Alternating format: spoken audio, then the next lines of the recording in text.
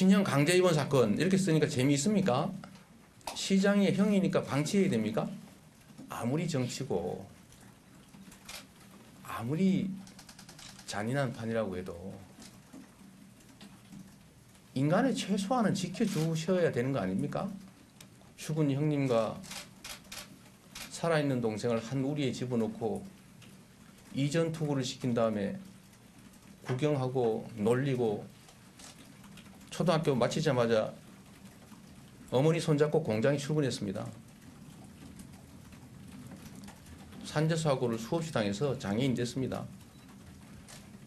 가족이 많아서 찢고 볶고 싸웠습니다. 그 상처를 놀리지 말았으면 좋겠어요. 그게 저의 잘못입니까? 이재명 지사의 어제 기자회견 내용인데 손정혜 변호사님, 반도체 클러스터라는 기자회견 중에 저 얘기를 한 20분 정도 쏟아냈단 말이에요. 네, 그렇습니다. 작심하고 이야기하려고 준비하고 있지 않았을까 생각이 드는데요. 네. 한 기자의 이제 이 기소된 사건에 대한 질문에 대해서 이렇게 이야기를 했다라는 겁니다. 굉장히 감성적인 접근으로 이야기를 했는데 내 집안의 가쁜 얘기를 공개적으로 하는 것이 굉장히 가혹하다, 너무 잔인하다 이렇게까지 표현을 하고 있습니다.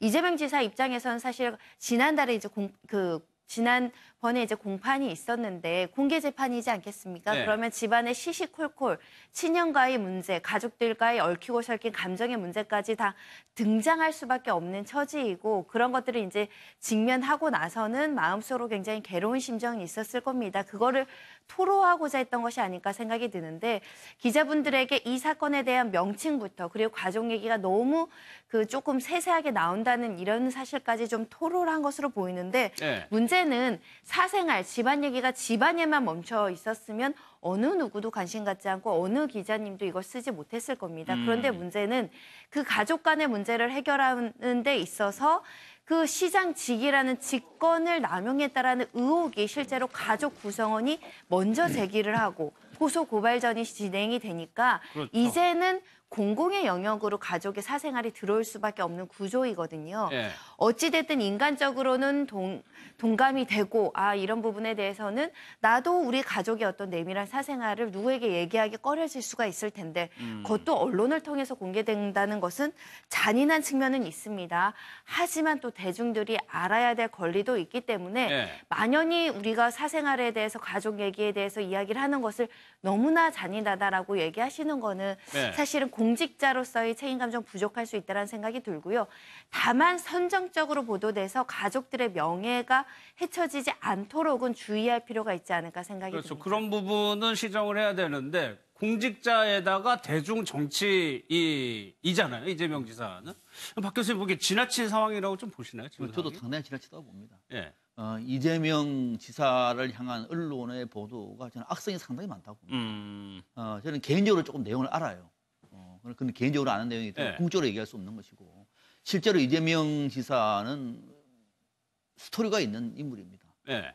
13살 초등학교 마치고 공장에 갔고 공장에서 손을 다쳐가지고 장애인이 됐고 그 후에 공부를 해가지고 변호사가 되고 등등 해서 이런 과정 속에서 제일 큰 아킬레스건이 집안이 좀 복잡합니다. 저도 그 내용은 들었습니다만은 친형 문제도 있고 형수 문제도 있고 등등과 관련해서 이런 문제가 이제 언론에 보도될 때 국민들은 알 권리가 있습니다만은 제목이 너무 좀 이렇게 적나라하다는 거죠. 친형 강제 입원 사건. 예. 강제 입원이 아니라고 얘기를 한 것이고 1심에서 그렇게 넣었습니다. 네. 강제 진단이라고 얘기했고 또 진단은 보건법에 따르면 해야 되는 그런 문제가 있는데 이걸 왜 찾지 않고 맨날 그렇게 질문하고 언론에 놔둬보니까 자기는 뭐가 되느냐. 저는 오늘 우리 언론도 네. 정확한 용어 하나가요. 딱지 붙어버리면은 모든 기자들이 그걸 묻습니다. 네. 지사님 친형 강제 사건 어떻게 됐습니까? 강제 사건 아니라고 수백 번 얘기해도 그렇게 간다고 하는 것은 우리가 한 개인의 인격 문제도 있는 것이고 또 네. 국민들이 정확한 사실을 알 필요가 있기 때문에 그런 어떤 그 불만을 이재명 지사가 이제 작심하게 얘기를 한 것 같습니다. 예. 저는 그런 측면에서 이재명 지사가 주장했던 내용 중에서 잔인하다, 너무 잔인하다 이랬습니다. 본인 입장에서는 얼마나 잔인할까요? 그 울타리를 깨고 나올 수가 없습니다. 예. 가는 곳마다, 묻는 곳마다 그 주자가 나오고 그렇게 물으니까 수십 번 얘기해도 수백 번 얘기해도 재판에 넣어도 아마 대부분에서 무죄가 넣어도 또 그렇게 물을 거예요. 이런 문제만큼은 이재명 지사가 제기한 그 어떤 문제는 네. 언론에서도 한번 제고할 필요가 있다. 알겠습니다. 그런 생각이 듭니다. 그래서 그랬을까요? 박성민 변호사 공소제기 무효 주장을 했었는데 그게 가정사 같은 것들이 너무 많이 공소장에 들어가 있다는 주장이었거든요. 예, 공소장 1번주의라고 해서 형사사건에서 형사재판의 시작은 검사가 공소장을 제출하면서 시작을 하게 되죠. 네. 그런데 그 공소장에는 공소사실이 무미건조하게 적혀 있어야 됩니다. 왜냐하면 판사가 검사의 공소장만 보고 예단을 갖지 말라는 뜻입니다.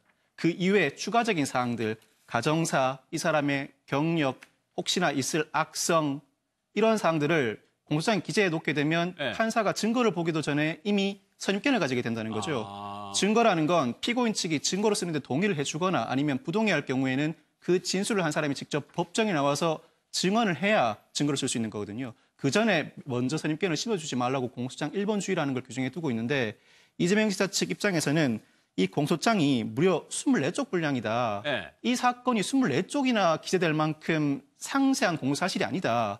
몇 쪽이면 될 거 이렇게 여러 경력을 적어놓는 것 자체가 공소장 1번주의에 반한다. 공소장 1번주의에 반하면 공소가 무효입니다. 검사가 공소를 새로 제기해야 되고 네. 다른 재판부에 제기를 해야 되는 거거든요. 그렇지만 검찰은 친형을 정신병원에 입원시키기 위한 과정, 그 경위를 설명하기 위해서 이 사실 자체가 범죄 사실이기 때문에, 공사실이기 때문에 부득이하게 적시된 것이다라고 주장을 하고 있고 네. 이 주장 자체가 서로 첨예하게 대립하고 있죠.